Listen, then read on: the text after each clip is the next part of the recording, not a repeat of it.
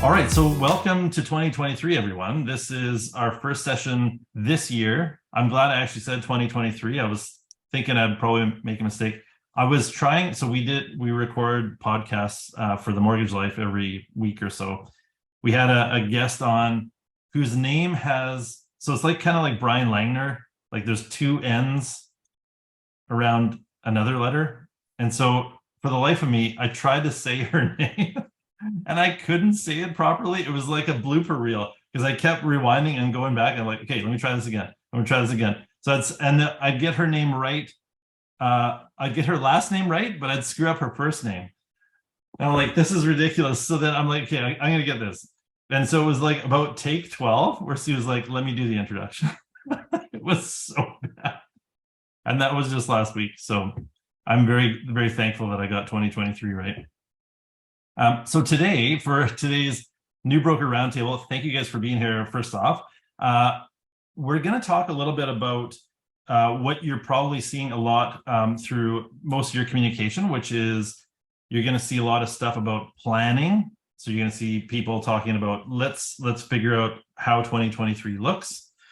You're going to see a lot of stuff about motivation because this is a good time to kind of reevaluate what motivates us. And you're going to see information about like what is the mortgage industry doing. I'm not going to talk about any of those things because you're going to get that information, but I always want to bring a bit of a different take on a lot of the things that we might see. So in today's session, like we usually go through technology, the mortgage completion process, and lender relations.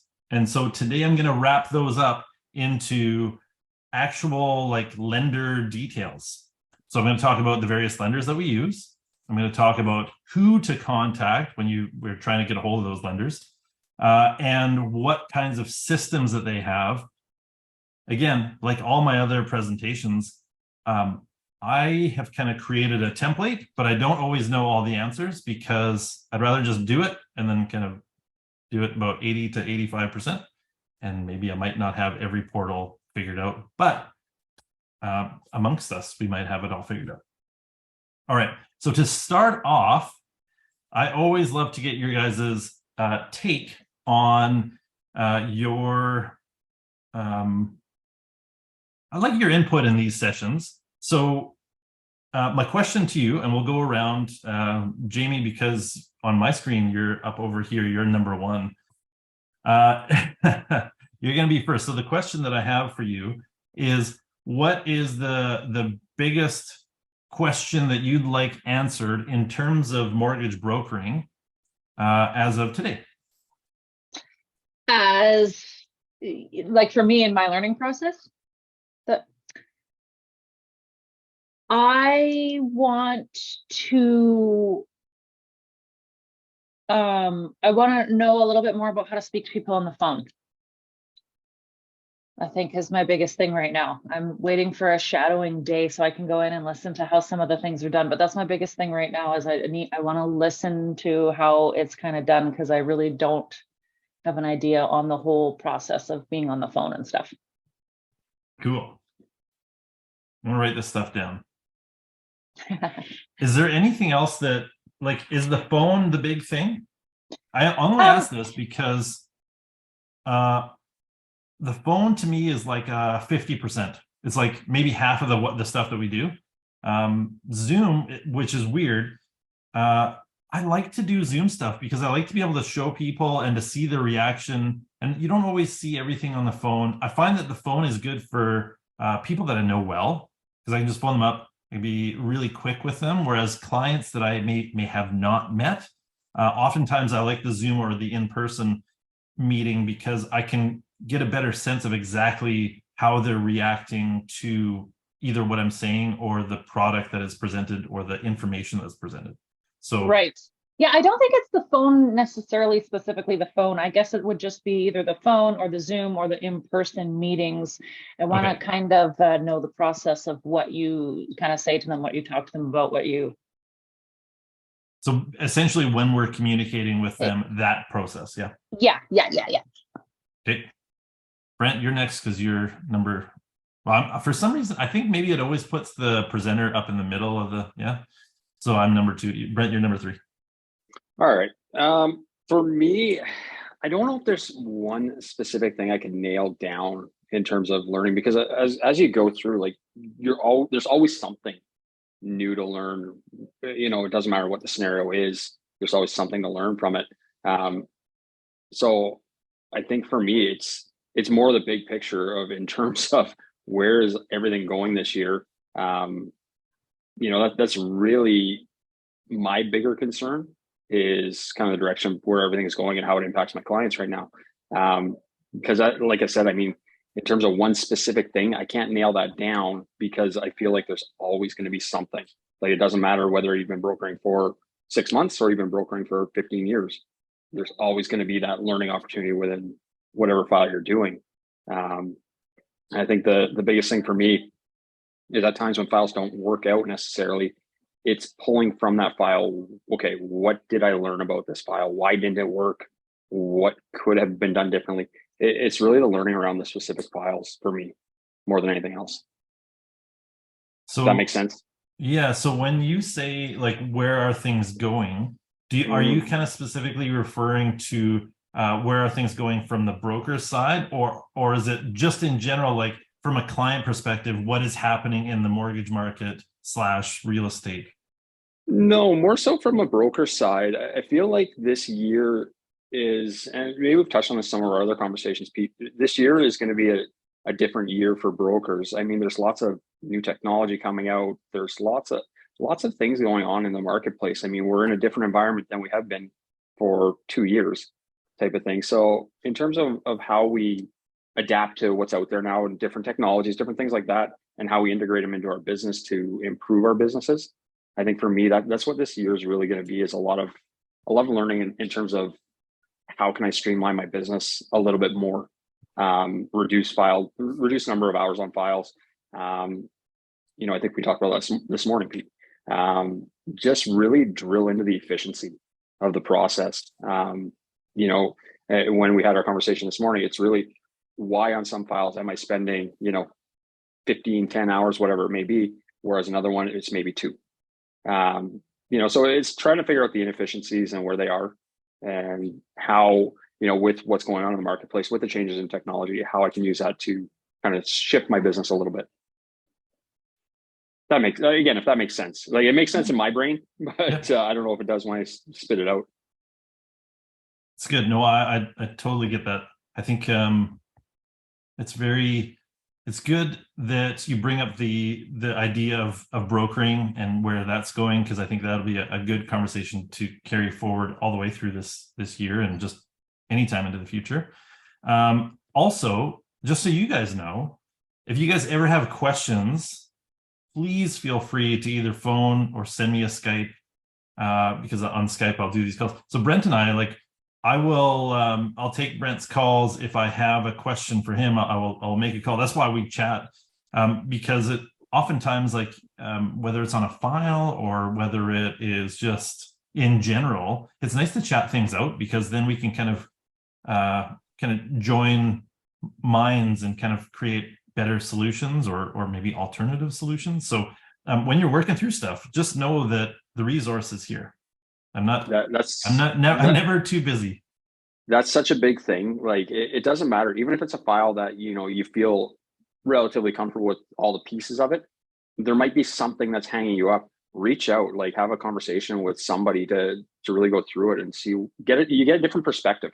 So a good example, I had a file that was stuck with a lease, and I talked to Pete. The payment on the lease was killing me. Talked to Pete about it, and took what, Pete, 15 seconds for you to say, get him to prepay the lease. Every once in a while. Done. Like, and so they did, and the file worked. So it's little things like that that maybe you're not seeing something and somebody else will. And the honest truth is that a lot of these things I've learned from having similar conversations with my my other broker partners. So, like, a lot of these things is just knowledge that I might have today because Brent has been in it for 2.5 years. I've been in it for 13 years. I have had these conversations, and so there's little bits and pieces that I might have picked up in the past that you might not even be aware exists. So, like, the lease that Brent is talking about, was a car lease, and it had, what was it, less than a year left? Yeah, let's say you're left in about 5,000 owing. So 5,000 owing on this lease, but there's a lease payment that you have to debt service. But the cool thing with leases is that you can actually prepay them. So if they have the $5,000 cash, they just prepay it. Now you have no monthly obligation, but you still have the car. You don't have to give it back until the end of the lease. So anyway, just weird little things like that you're like, oh, I didn't even know that was possible. The cool thing about that too is the way this information and knowledge gets passed around. I think I texted Lindsay about it at some point, just because it's such a cool thing that it can literally save a file for you. And so it's things like that. That's how all this, knowledge kind of gets collectively shared. Exactly. All right, cool. So Dean, what is the thing that is kind of sitting in your mind that you want to kind of break through and get figured out for this coming year? I feel like for me, it's going to be, they might be kind of one and the same, but I feel like the nuances are a bit different. The quick answer, I guess, would be getting files in front of me. I think more broadly, that would be more either marketing or marketing activities, or I had another thought that kind of went along with that, but marketing might be kind of more simpler way to put it. I think that's going to kind of be the biggest thing on my mind this year. Makes sense. Just so you know, Dean, this year, I'm going to back it up. Last year was definitely a weird year, and you've come in at a time that's very tricky, difficult. I mean, everyone that's in on this call has come in at a time that's tricky and difficult. We had for, I'm going to say, about a decade, just steady increases in volumes of business, not just because of the number of clients that have come in, but also because the property values have been going up. So there's been a steady increase of volumes. Last year was the very first year in over a decade where we actually saw a decline in volumes. So part of that was because people got spooked. Part of it was because rates went up and people couldn't qualify. Some people just exited the market because they were just unsure as to how much the rates would go up. So a lot of these things can be tackled, but know that everyone has slowed a bit. And I think the last half of last year, so like July to December, saw a steady decline. Like it was a precipitous, steady downward trend.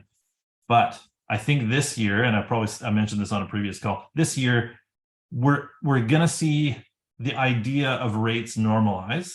So people are going to be used to a 5% rate. It's going to happen fairly quickly because on the downward trend, it happened fairly quickly. And once they do, they'll realize that the difference between a 5% rate and a 2.5% rate, while the rate itself is double, the payment is not double. It's a very different amount. So knowing that the cost of living is high, regardless of whether you're renting or buying, people will still make the sacrifices to get into a house and purchase. So watch out for that. I think there's still a way to get people in the door, is what I'm trying to say. I probably used way too many words to say that. Lindsay, you're next. I think there are a couple. One, same as Dean, getting the business, getting the clients. And I think that's maybe going to be a little bit better this year. I've talked to quite a few people now. It's getting a little bit easier to talk to people now. But also when I get that first phone call, making sure that I'm getting as much information, that I'm not missing something. Like I know on the last file, it's like, oh shit, I forgot to ask for this. Or like I have my list in front of me and then I kind of go through what applies to that person. And then I still didn't have, I can't remember exactly what it was, but it was something, I don't want to have to go back to them and ask for something else. Does that make sense?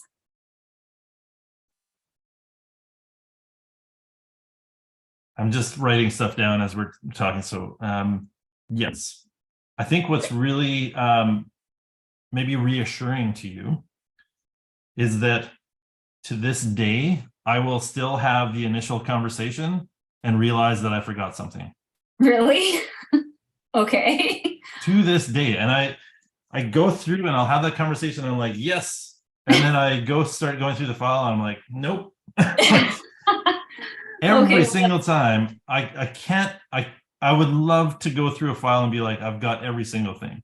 If Okay. I could be a robot and be like, yes, I've nailed it, I've got everything, it just doesn't happen. And I don't know if it's because sometimes when we're in a conversation with a person, like I love to have conversations, as you guys can tell. And I will get off on tangents, and a lot of those tangents mean that I kind of miss something, or I don't quite get back onto track where I left. So for whatever reason, I never get everything on the first try. So don't Okay. feel bad about that. Okay. It's not like you're inconveniencing the client. And the reason I can say that is because guaranteed you're much better at gathering the information and asking the questions than the alternative, which would be a bank or credit union. Right. I know that they come back so many times. Like you think Okay. you ask questions a lot, like they'll come back 3 and 4 and 5 times. Okay. I just feel So like just it don't makes be me the 3, look- 4, 5 person. Yeah, that's right. I feel like it makes me look disorganized or something. So I want to try to minimize that. For sure. For sure. No, that's good. So this is all really good. I think what I'm going to do is I'm going to kind of put these together as part of some of our future sessions. I've only put 6 sessions into the schedule for now, but we can continue to extend this as far as we really want. I think the one thing that I do want to address right now was what Brent was asking about, which is where is brokering going? And I don't know, do you guys all get emails from First National? Jamie? Maybe. I don't think I do actually, but I've been chatting with Sarah and I did ask her to add me to the email list, but that was kind of before Christmas and everything got crazy. So, but I think Okay. her and I are connecting soon. So I'll make sure I'm getting those. Okay, yes, do that and connect with Sarah. Just make sure that she's got you on the list. I'm gonna show you guys an email that I received and that you probably received as well. That's not it. Here we are. Okay. Where are you? Okay, it's from Scott McKenzie. Okay, so First National, can you guys see this? Yeah, okay.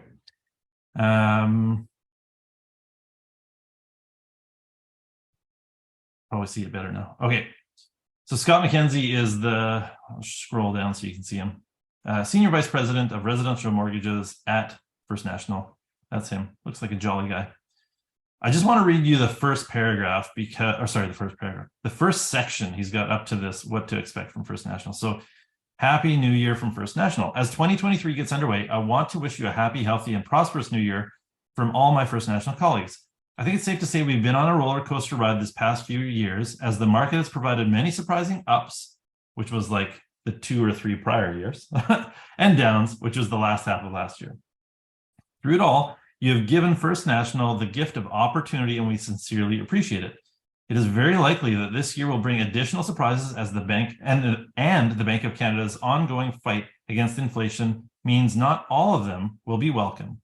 We are not economists, but we do expect that Canadian home buyers will soon get used to mortgage rates. Hey, this is what I was saying, that are more in keeping with long-term averages than the historically low levels we saw in 2020 and 2021. As they do, a return to more normal market activity will follow. So that's super critical, because when we're thinking about brokering, we kind of look back and we say, well, this past 6 months has been horrible, but things will get back to normal. I say this with conviction based on 3 decades of residential lending. The Canadian housing market is resilient. With Canada now welcoming the equivalent of a small city of newcomers every year, there is far more demand for housing than ever. As you navigate these challenging next few months, remember that good times are around the corner. In fact, I would say that with equal conviction that there's no better place to be for the long run than in Canada's mortgage industry. As a mortgage professional, you play an important role at all times, and especially now as Canadians look for unbiased advice, informed guidance, and a helping hand. No one is better positioned than you to own this moment and deliver the outcomes that make a difference in people's lives. So I thought that was very, very relevant to exactly Brent's question, which is, as a mortgage broker, is there a job for us moving forward? And I know that you guys feel strongly, or at least mostly strongly, that there is. But I can tell you that within the general mortgage brokering environment, there's a lot of brokers who think there isn't. And I tend to disagree. And I think it'll actually be a good thing that the people that don't want to be here or that don't have faith that it's going to move forward, they may exit the mortgage market. And again, this kind of comes back to Scott's comments. Like, if you're a mortgage professional and you're doing all the right steps, you're talking to people, you're doing the things, people will come to you. And I want you to remember a few things that are, I think, super critical to what we do moving forward, which is that people have only a few options when it comes to housing. One is to own a house. The other is to rent.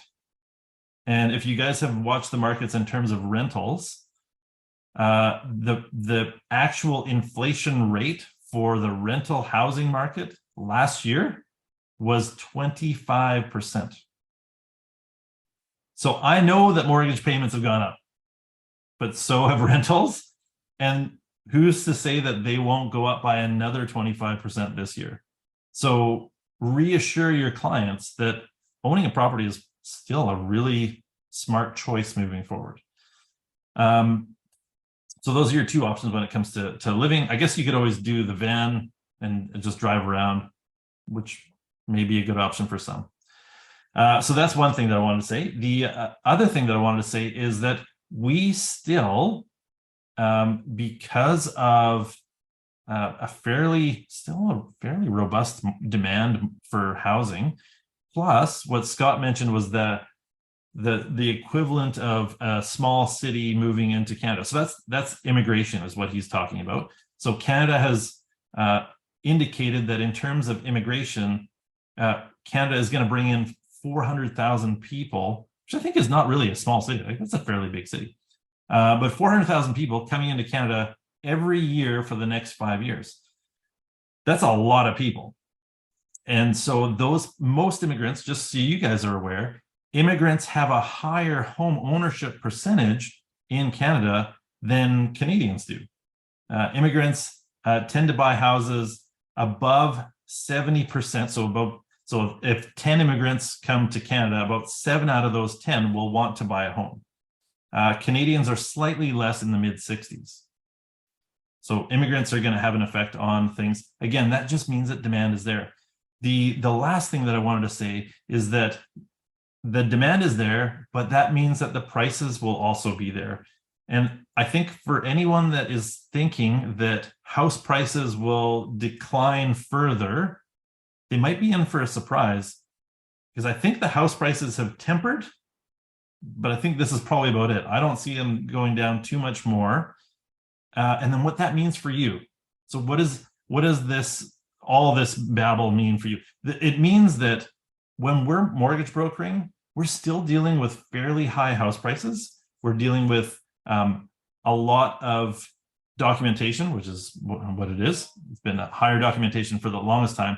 But when you do a mortgage and you've got everything figured out, because of the higher volumes, you guys are rewarded fairly well on each file. So just really focus on kind of being everything you can to your client. You don't have to have a 1,000 of them, but the ones that you do have, really treat them well, because we do get paid fairly well based on the amount of time that we spend per file. So that's positive. There's a lot of good stuff moving forward. We just have to kind of get to Dean's question, which is how do we get the deals? So we'll talk about that in a future episode. But today we're going to talk a little bit about lenders. Okay, so this is the interactive part. All right, so who can tell me the 3 different types of lenders? Not you, Brent. You're out. You got it. Jamie, Monolines. Dean, Lindsay. What's that? Monolines or A lenders. A lenders. Okay, perfect. So we've got A lenders in one category. That's one. And alternative lenders. Right. So alternative lenders, sometimes called B lenders. That's 2. Private. Private. Private is 3. Okay, perfect. So we've got the 3 big categories. You've got the A lenders or prime lenders. That includes banks, credit unions, monoline lenders. So that's the, oh, anyway, I won't say what they are because I'm going to test you guys on what they are. And then we have, so that's the category 1. A lot of people go there. So I would say, like, in terms of the size of that category of what we do, any guesses on, in terms of how many of our clients, what percentage of our clients would be A lenders? I'm gonna say 85%. That's 80 to almost bang 85. on. Like, I would say it's, depending on the year, between 83 and 87%. Yep. So awesome. So huge amount is in the A lending space. What are the positives of this prime A lending space? What are the benefits of it? The best rates. Right? Best rates. So for the client, they get a phenomenal rate, No fees, no fees, less down payment requirement. right? So you can get in on the A side with a minimum of 5%. Any other benefits to A lending?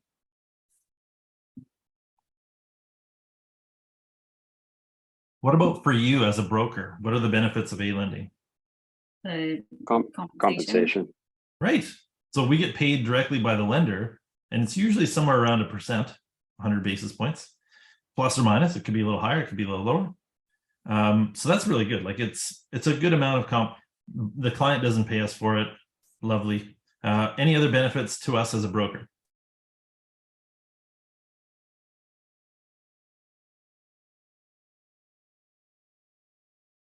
Structure, right? We know exactly what A lending looks like. We have client details, income, debt servicing. Does it work? Right? It's pretty much, does it fit in the box? So from a creativity standpoint, A lending is very non-creative. It's just stick it in the box. Very, very simple. We do use a little creativity because we have to also think of the various types of income that a person might have. So not only employment income, but you could also use CCB, child credits. You could use things like spousal support or child support. So always thinking about the various types of income, but again, it's still very systematic. It's a bit more scientific. It's just, does it fit in the box? Done. Okay, so that's all the benefits of A or prime lending. What are some of the drawbacks to prime lending? You're like, there's no drawbacks. I'd say competition, because most people's first response is usually to go to their bank, and Yes. they can Boom. offer similar. Absolutely. Okay, so I wanted to point this out because as a broker, the most important thing you can do is operate with your eyes wide open. And by that, I mean, know what the competition is and know what the issues are. So that's why I'm trying to bring forward the positives and the negatives. But the biggest, absolute biggest negative when it comes to A lending is that it is highly competitive, like massively competitive. This is the most competitive spot in the mortgage market.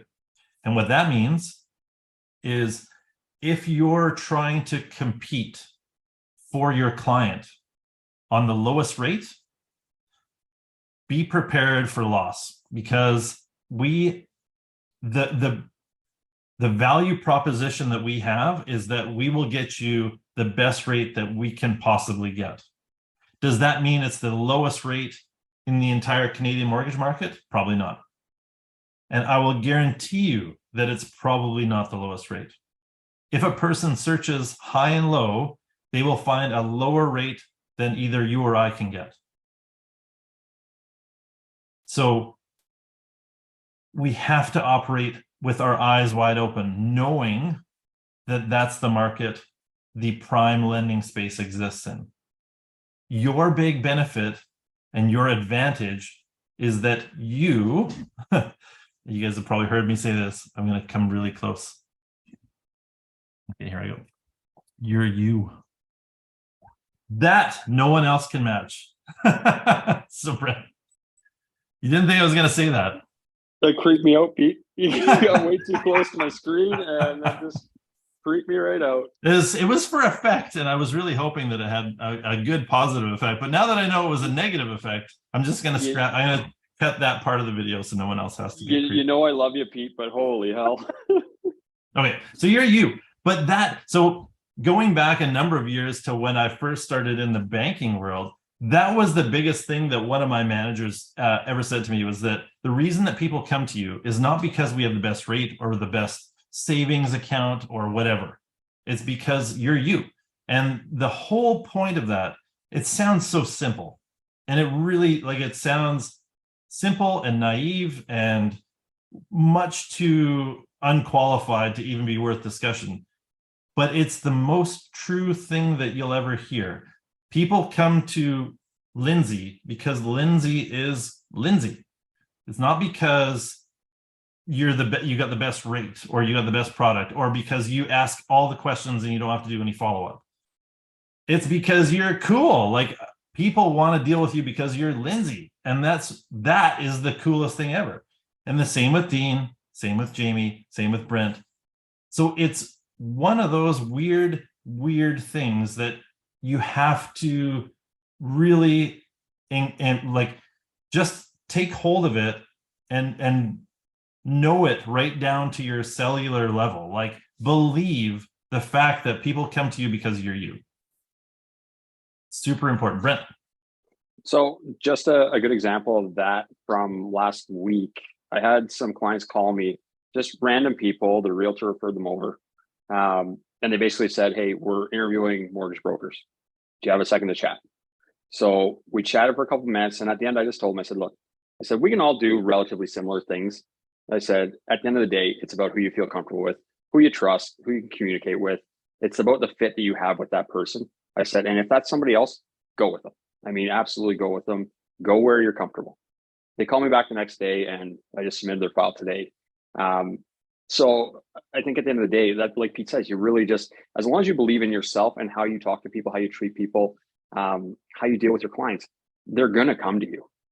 That's just, if you present your best self and you have a genuine connection to somebody and you truly care about your clients and you care about people that contact you, you're going to get business. Back to you. It's very true. It is very true, though. It's one of the weirdest things, and it's probably the hardest for me to tell you, and it's the hardest to accept. We all are our own biggest critics. Sue, and she'll admit to this, I have to constantly tell her, don't be so hard on yourself. We're our biggest critics, and we have to understand that we're not perfect. Although I have told the kids that we're not perfect except for your mom. So that Sue does get the buy. But realistically, none of us are perfect, but we're pretty damn awesome. And that's really what I'm trying to get through, is that people deal with you because you're pretty damn awesome and you're going to get the job done most of the time. Don't be perfect. There's only one of those, but most of the time. Okay, so we talked about A-lenders. We talked about some of the drawbacks with A-lenders. It's a very competitive market. People will come to you regardless of the fact that you may not have the rock bottom rate, but you'll be able to provide advice. You can provide articles. You've got, if you've got social media, you got your website, you're going to have blog posts that you can share.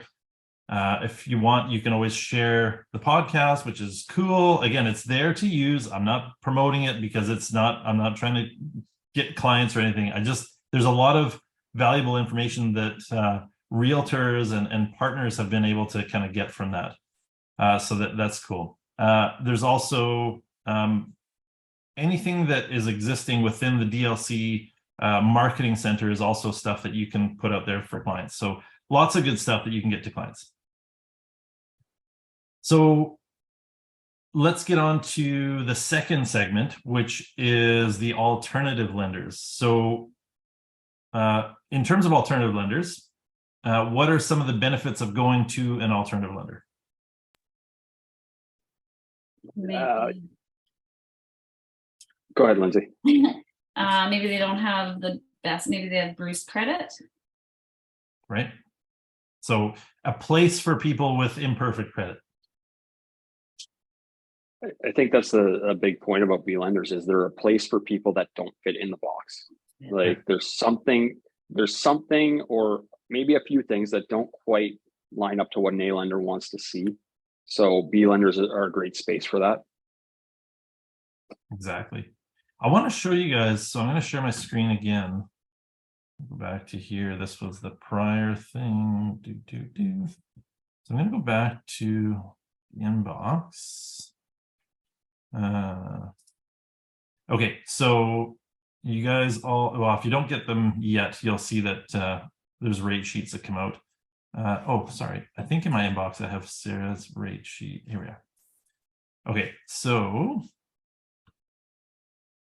here you can see this is a 5-year feature rate. So we've got First National has 4.89%. Conventional, so this is like up to 30-year AM, is 5.24%. I wanted to show you what prime rates look like, and then I'm going to switch back to what the alternative rates. So First National has an alternative side. They're called Excalibur. Oh, he didn't say what his rates are. He usually says what his rates are. Here they are. Okay. So we had 5.34 on uninsurable. Typically, when it comes to alternative rates, we have uninsurable. But if a person has a good Beacon score, we're basically a percent higher. So alternative rates, this is 6.39 for 1 year, 6.39 for a 2 year, and 6.24 for a 3 year. So if we're looking at alternative rates versus regular A prime lending rates, just note that they're not that far off. They are about 1% different, which in reality is not huge. So remember that even though a client may not fit into the prime lending space, they may still qualify for alternative lending, and the rate is not that far off. So the mentality of the whole alternative side, I think, has been kind of created by the media, and it's kind of given us this sense that alternative is just not good. It's just expensive and horrible, and it's not that bad. And if a person has a need for it and they want to have a house, then we can find them, a positive lending environment within that alternative space. Okay, any other positives other than the fact that it gets people from outside the box into a box? What are some other of the positives that apply to alternative financing? Well, just go with the flip side of what Dean said in terms of A lenders. I mean, there's less competition because the files are generally uglier. There are components that some people don't want to deal with, so there is less competition in the B side.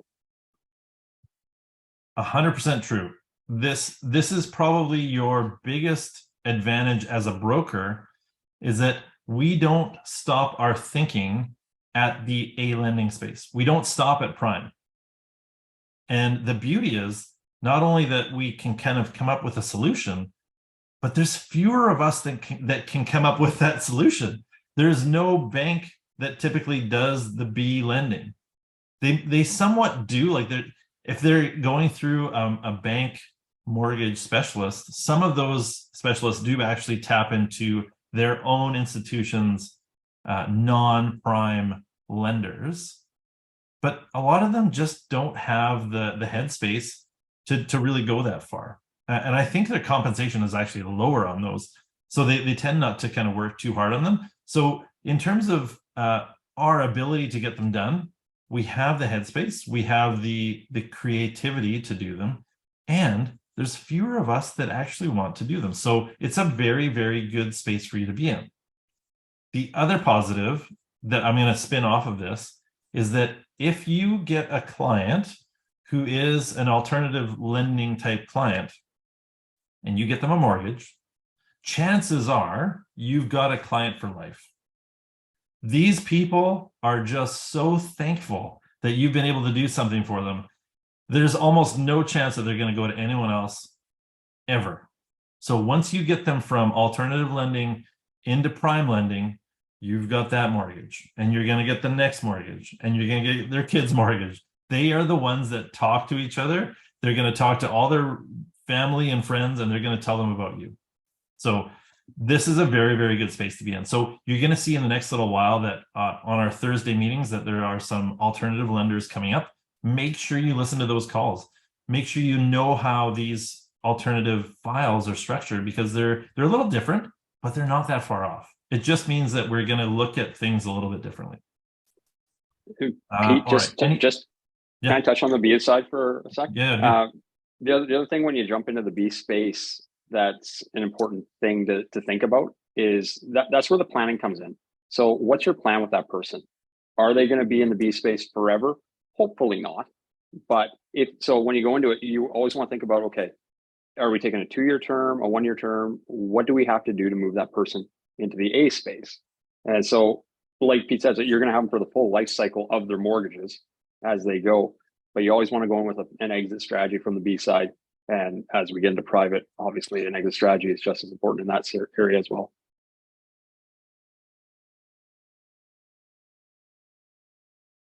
Cool. Any negatives from the alternative lending side? Costs. So it's a little bit higher cost for the client. Typically, in terms of fee. Yeah. In terms of the fee that comes with it, I think. I mean, in some cases, depending on what their down payment is, you can roll some of the fee into the actual mortgage. But if you don't have the room, it's going to be out of pocket for them. Yeah. So typically, the fee on alternative lending can be anywhere from 50 basis points to 100 basis points. So 0.5% to a full percent of the mortgage amount. And that fee is usually payable up front. So at the time of mortgage closing, the solicitor would collect the fee. Usually what ends up happening is 50% of that fee goes to the lender and the other 50% goes to the broker. So that's typically where you get your payment from. So just be aware. It's, again, something that as you get into alternative lending, talk to me, talk to our colleagues, figure this stuff out, because as you go through this, as long as you're upfront with the client and as long as you are kind of aware of what happens, again, you won't be aware if you haven't done any, but as this is where we rely on each other. But as you start to do them, you be upfront with the client. A lot of the alternative lending clients are okay with the fee because it gets them into the mortgage. There's, even if the fee is 1%, you look at how well properties have appreciated over the last few years, and people are okay with that because their properties are going up by quite large amounts, much more than what the fee would be. All right, any other drawbacks? It's just the compensation level is generally going to be lower on the B side because you are using a shorter term, generally 1 or 2 years. So you're going to be compensated a lot less. Yep. But again, I think if you spend a lot of time dealing in the alternative space, you're going to make up for it with volume as opposed to just the one-offs here and there. Okay, so whiteboard time. I know you guys love my writing. So this is typically, and I had it up on the screen with First National, but so you saw that there was like a 1 year, 2 year, 3 year. So I'll show you what these, just so you guys have a sense. There's your alternative stuff, right? So for 1 year, typically you get paid 50 basis points. For 2 year, you typically get paid about 60. And for 3 year, it's 75. That's just for First National, just so you guys can see. What that means is that if you've got a client that's going in for a 1 year term, their mortgage is going to be the mortgage amount. Let's just call it a $500,000 mortgage. So you'd get paid on that $500,000 mortgage, $2,500 in commission. If it was a 2-year, it would be 3,000. And if it was a 3-year, it would be, I'm going to say it's 3,750, although my math could be wrong. So that's what you get paid. But here's the interesting thing. So if it was let's say they took a 5-year with a prime lender, and your 5-year, let's call it, like I said before, 100 basis points is fairly typical. So you'd have compensation of $5,000. Here's where it gets interesting. If you have a client that's gone into an alternative mortgage for 1 year and you get paid $2,500, what happens after the first year, especially if you can get them into prime lending? Well, you've got another mortgage a year later, and typically that mortgage would be something like a 5-year term. So what's really interesting is if you break these down per year, this first one, so the first one is 50 basis points per year. The second one is only 30, so this is 50 per year. This one, this for the 2-year, is 30 basis points per year. So you get paid a little less for this one. For the 3-year, you're getting paid 25 basis points per year.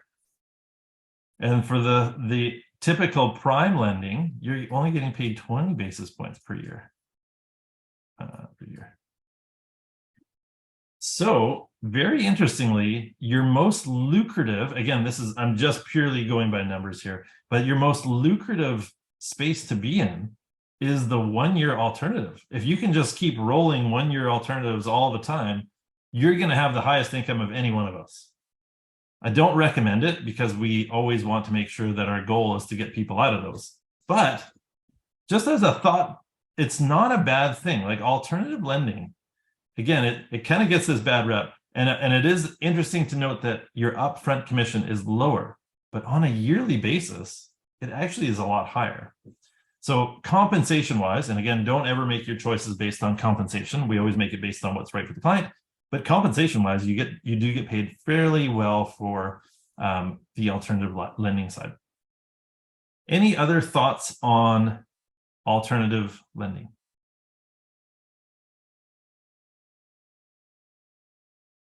I do this thing with my youngest son. he'll FaceTime me, and every once in a while I'll be talking and I'll pause, and we try to fool each other to thinking that the internet connection is kind of shut off. So anyway, if you've got kids, do that. It's really fun. Dean, are you frozen? Oh no, you're good. Okay. Okay, so lastly, private lending. Positives with private lending. The requirements of private lenders are a lot less stringent at times than with alternative. So here's how I see private lending. Brenda's 100% correct. Less stringent requirements for documentation, income, down payment, blah, blah, blah. I should back up. Down payment, I'm going to erase that. Let's go with income, credit. Down payment is the one thing that is required on private lending. So the flip side, loan to value. So down payment versus loan to value. Loan to value will always be lowest on private lending. So on alternative lending, it gets lower. So like let's go right up to prime lending. We can go up to 95% loan to value. Alternative lending, we get down to at best 80% loan to value, at worst maybe 65. Private lending, at best, and this is a bit of a reach. If you can get 80% on a private, you're doing very well. 75 typically is the highest loan to value, and then it kind of goes down from there depending on the risk of the file and the location of the property. So loan to value is the one thing that is kind of critical on a private mortgage. The rest is almost like you almost could write a novel on why any file should get approved. The most important thing on a private deal is private lenders do not want to have that file for very long. So a private lender needs an exit strategy. They want to be able to lend money to solve a short-term problem and then have an exit strategy to get them out of a private lending scenario. So positive. You can pretty much get any deal done as long as the loan to value is low enough. There's no government regulation beyond it's ensuring that private lenders have adequate capitalization. They don't fall under OSFI. They don't have to follow any sort of debt qualification guidelines. So be aware that even if your client, and again, this is reaching, but again, it all comes to risk profile. Even if a client has no income, sometimes private lenders will do that.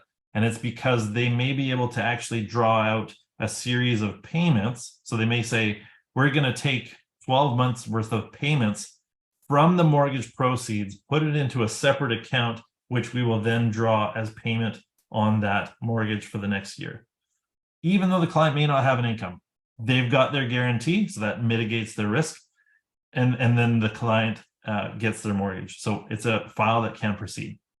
Just know that this is the crazy, weird stuff that private lenders will do. So a huge positive is that we can pretty much get anything done as long as the loan to value is low enough. Any potential drawbacks? Fees again, and interest rates are generally high. Right. So fees typically on private mortgages are anywhere from 1% to 3%. Rates could be anywhere from 8% to 14%. So much higher rate, much higher fee, but the deal can get done.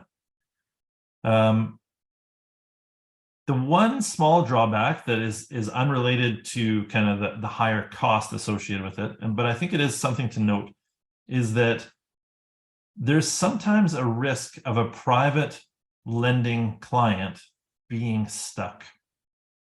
This is the last place you want your private lending client to be, is in a spot where they can't move up to an alternative. So always, and this is that planning piece that Brent was talking about, always think about what is the next step to take that private mortgage from private to alternative or to prime. We need to make sure that that client doesn't get stuck in a space where they can't get out.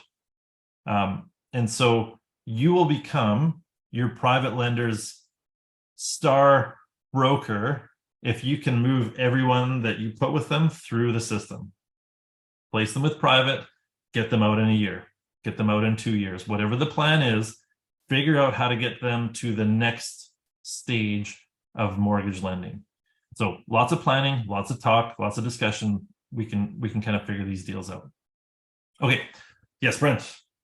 And I think that's where I'll be real quick, Pete. I think that's where a lot of our value comes in as brokers, is when you're dealing with your client, letting them know, okay, for you to move into the B space, the alternative space, you need to do this, this, this, and this, and really put them on that plan. And then, it doesn't hurt to follow up with them as you're going, making sure that they are on track, because you do want to move them out of there. It's almost a non-negotiable. You want to get them out of there.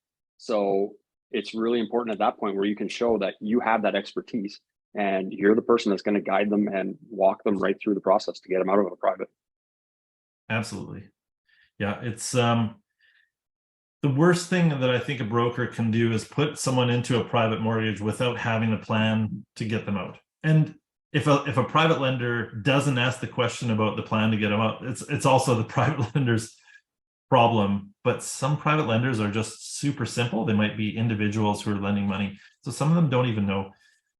This is where, yeah, like Brent says, you as a broker, you can be a superstar by being able to provide a plan that gets a person from private to alternative to prime, and just lay it out for them. I mean, it's all about leading the horse to water. They'll have to drink, but as long as you've laid out a plan that's easy to follow, then you've done the best that you can. So just know that the planning is part of that private mortgage side. All right, so I'm going to go through really quickly now. We talked a little bit about the various segments of mortgage lending.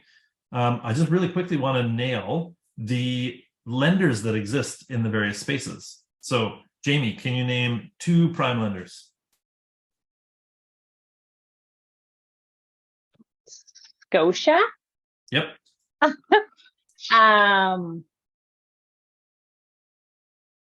BMO. BMO would be a prime lender. Yeah. So Okay. they don't exist in the broker space, Oh, okay. right? So BMO is one of those lenders that they used to exist in the broker space. Actually, Dean came from BMO, and interestingly, I placed a file with Dean. It was more of a commercial side stuff, but we can kind of create these relationships. BMO is not super attentive to brokers, and that we don't exist in their space right now, but Okay, good to know. banks do. So Yes. banks that are available to us would be Scotia, TD.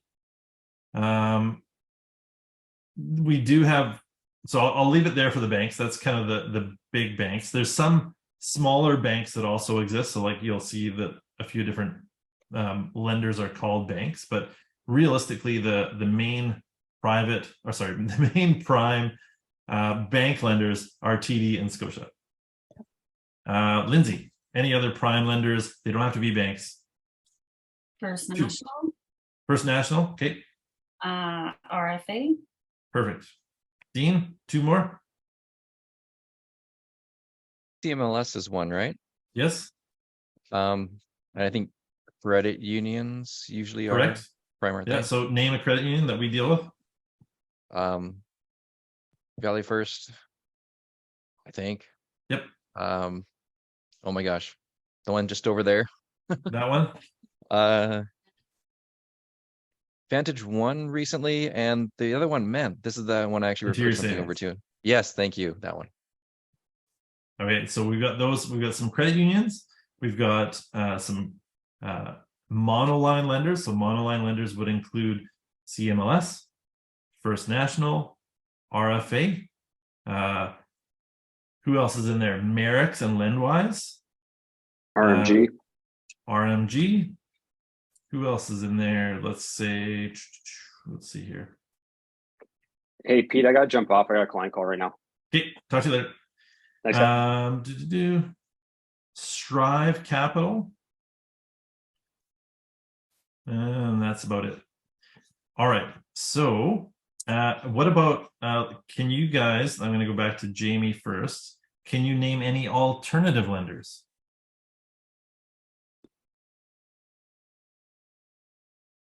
No. That's okay. It's really putting you on the spot because it's alternative are like weird ones that we don't, if you haven't dealt Right? with them, you haven't dealt with. Right. I can't think of any like names of B lenders. Lindsay? Sorry, dude. Excalibur, and Aveo. Right? Okay, so this is really cool. I love that response because Excalibur is the alternative lending side to First National. So really cool, and we'll get into why that's interesting. It's interesting because I'll just might as well say it really quick. It's interesting because you can move a client from Excalibur to First National and they'll still pay you on both, and really there's almost no documentation that's needed. So very cool that you can do that.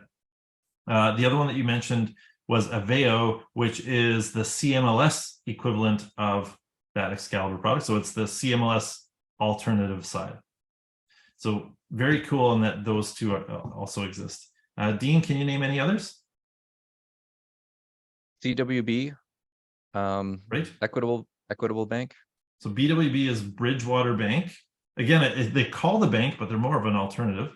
Or sorry, CWB. But Oh, yes, that one CWB. too. Okay. Yeah.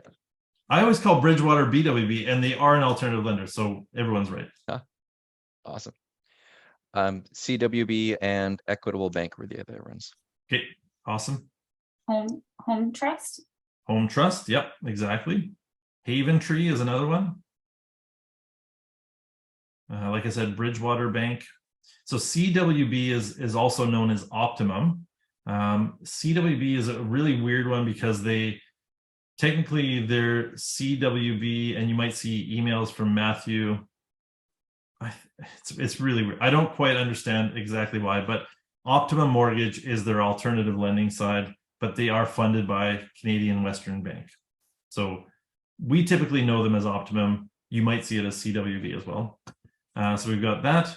Bridgewater Community Trust would be considered an alternative lender. Equitable Bank, Haven Tree, Home Trust. Who else do we have? Optimum we put in there. And that's about it. Okay, so that kind of gives you a sense of the various lenders. In terms of private, there's a ton of private lenders. So I'm not going to even bother to ask you guys about private side. But I did want to share one last thing just so that you guys can kind of see. And the reason I wanted to make this a point is just so you guys can kind of see what I typically have going on. I'm going to show you my screen. So I'm going to show you my screen for my email program, because you're probably thinking, once you get on all these email lists, how do I manage all these emails? And it's crazy because I don't think, and I don't expect anyone to remember everything and to read everything, because there's a lot that comes at us. So we've listed off a bunch of lenders. Amongst those lenders, we probably listed maybe 10, 15. We haven't even talked about the private lenders. There's all these things that we have to learn, know, absorb. Impossible. I honestly think it's impossible to know everything about every lender. But what's important is that we have an organization system that allows us to get to the information that we need. Because oftentimes people will ask us a question, and I mean, I honestly don't expect anyone to remember all this stuff. So when someone asks you a question, just know where to go. So I'm going to share my screen so you guys can see my email system. Okay, so I'm just purely operating Google Chrome on the website. So just on Google, Google Chrome, Gmail on Google Chrome. And so you can see that on Chrome, you've got this kind of screen that's got your main stuff in the middle. You've got your calendar on the side. On the other side, you have, so on the left side, you have your directory of various files. So you've got your inbox at the top. And then as you go down, there's some kind of the most used ones. So you got starred, snooze, sent, drafts.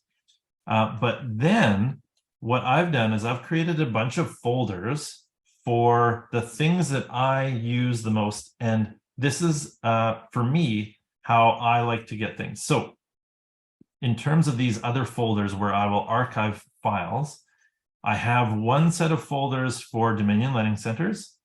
And so some of these things may apply to you and some may not, but I have a label for info and updates. So that would be any sort of updates from Kate Brady. So that's the marketing side. Any sort of stuff regarding training. You may actually want to have a separate training folder, subfolder in the DLC folder that talks, and that typically would come from Greg. I have a management folder. So that would be anything that comes from Gary Morris. Anything that comes from Eddie Cocciolo, those will all kind of go into management. And then I have one for recruiting, but that's obviously not for you guys. So that's kind of what I put into Dominion Lending Centers folders. I like to keep all their information very, very simple so that if I want to go and look up network news, look at that. As of this morning, I received an email from DLC, info and updates. There's today's network news. Tells me about the mortgage show, which happened this morning. Talks about the State of the Union, which is coming up next week. And then there's a speaker spotlight with James Clear that is happening at the National Sales Conference. So if you're going to go to Mexico, he's going to be there. Again, things that you might want to read, things that you might not want to. If you don't want to read them, throw them into the folder, and you don't have to look at them until you need to. All right, so we got DLC. Next is I have lenders. Now, all my lenders, you'll see that they take up almost a full screen worth of information here on the left side. You could easily create a lender folder and then create a subcategory called Prime. And then under the Prime, you could put, funny, I've got BMO in here because I do still get stuff from BMO. Prime lenders, so BMO, CMLS, First National, ICICI Bank, although we could kind of consider them an alternative lender. Interior Savings Credit Union, Manulife. You guys probably don't use Manulife, so you probably don't get anything from them. Marathon Mortgage is it's a prime lender, but they're a monoline. Merrick's and Lendwise. I've got RBC in here because I do have a contact at RBC that every once in a while I'll send stuff to them. RFA, RMG, Scotia, Strive, TD, Valley First, Vantage One. Those are all prime lenders, so you could throw them all into a prime lending subcategory or a subfolder. Then again, you could have an alternative subfolder, and again, you can put in the alternative lenders. And lastly, you could have a subfolder for private lenders. I just have private in one folder. I don't have one for each. If we go into this private lending, you'll see there's First Circle, Mortgage Pro, Cantera, Fisgard, Armada. This is who is he from? Alta West. So again, whole bunch of different private lenders that I don't need to separate them out. They can just sit in one big giant private lending folder.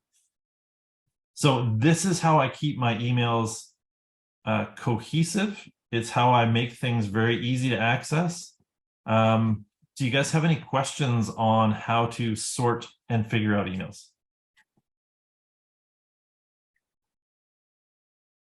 Cool. Very important. I really highly encourage you guys to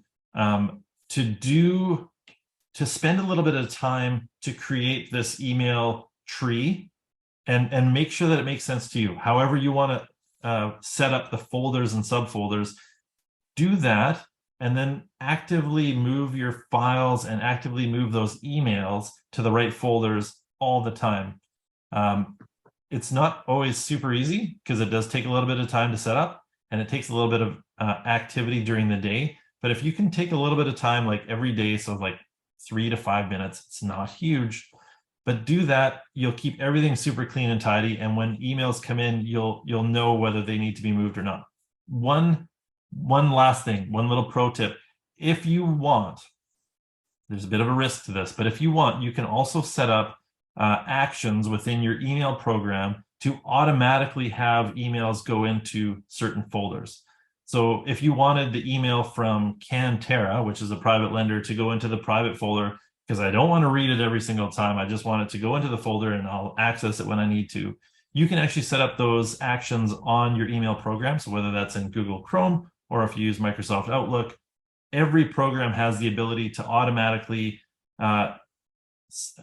file any email from a particular email address into a subfolder. So if you have any questions on how to do that, let me know. I'm happy to kind of work through that with you. But you can do that so that you don't have to read every single email.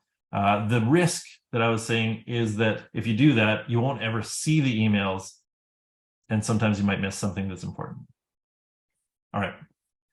Do you guys have any questions on today's session? Yes, about that last point. Do you have a simple way to do that? So you can filter, but not miss, like if you're exchanging back and forth quite a bit about a file, not miss those personalized emails. So like the ones that come in like regularly, I think from Sarah, they come from her email address. So those ones on the weekly basis or whatever, those would be great to kind of file away. But if you're emailing about a specific file, you don't want those ones. I wouldn't want those ones to go into the same thing. I don't know if it has this ability, but my thought on that is if it's taking a new email and filing it right away. So let's say any email from Sarah Almond gets sent into the First National folder. I think there's an option to select whether or not it gets marked as read. And if you mark it as move it and then mark it as read, then you'll never see it. But if you want to tag Sarah specifically and say move it, but leave it as unread, then you should actually see a little notification beside that subfolder that says you have unread messages. So you'll see that a message comes in into that First National folder, and you'll be able to tell that, oh, there's an unread message. It must be Sarah. I think you could do that. It's not the perfect solution. But other than kind of turning it on and off, I don't think there's a way. Otherwise, you just leave Sarah as not being automatically filed. Gotcha. Okay, thanks. Cool. Any other questions? You guys have been amazing. Thank you for hanging out for so long. I went a bit over time today.